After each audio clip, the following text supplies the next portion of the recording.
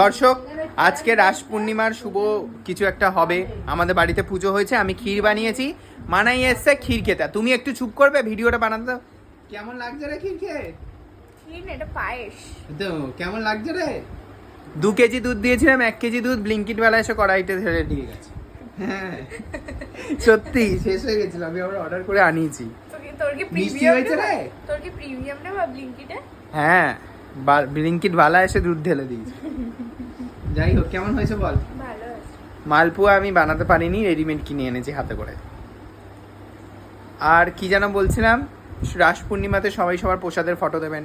একটু নিমন্ত্রণ তো করলেন না কেউ। খুব মজা লাগছে। কেমন লাগছে রে? নেটে ছাড়বো ভিডিওটা, নাটে নেটে ছেড়ে দেবো ভিডিও। দেখিস আবার কমেন্ট না করে অল্প জলে। হ্যাঁ, আমরা অল্প জলের মাছ তো তাই। তুই খেয়ে নে বেশি জলের মাছ।